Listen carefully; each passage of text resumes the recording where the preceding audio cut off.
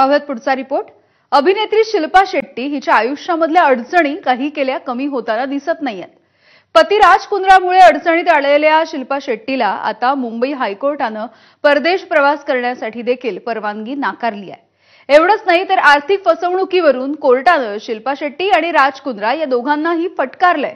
नेमकं हे प्रकरण काय आहे जाणून घेऊया।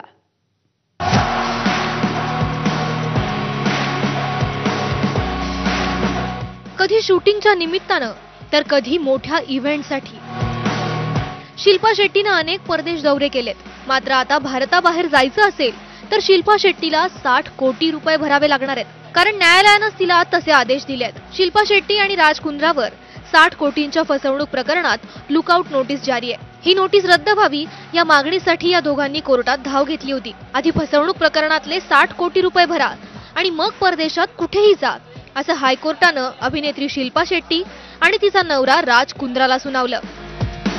शिल्पा शेट्टी आणि राज कुंद्रा यांना श्रीलंकेची राजधानी कोलंबो इथे एका कार्यक्रमासाठी जायचंय। 25 ते 29 ऑक्टोबर दरम्यान हा कार्यक्रम होणार आहे। YouTube इव्हेंटसाठी या दोघांना कोलंबो प्रवास करायचा होता। आयोजकांनी पाठवलेलं आमंत्रण कोर्टानं सादर करण्यास सांगितलं। सध्या केवळ फोनवर बोलणं झाल्याचं या दोघांनी कोर्टात सांगितलं।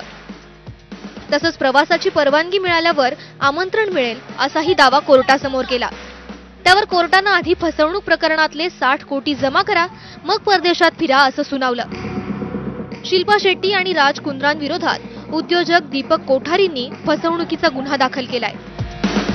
2015 ते 23 या कालावधीत दीपक कोठारींनी बेस्ट डील प्रायव्हेट लिमिटेड या कंपनीत 60 कोटी रुपये गुंतवले। बेस्ट डील प्रायव्हेट लिमिटेड ही कंपनी सध्या बंद अवस्थेत आहे। हे 60 कोटी या दाम्पत्यानं स्वतःच्या खर्चासाठी वापरल्याचा कोठारींचा दावा आहे। तर सप्टेंबर 2016 मध्येच कंपनीचा राजीनामा दिल्याचा शिल्पा शेट्टीचा दावा आहे।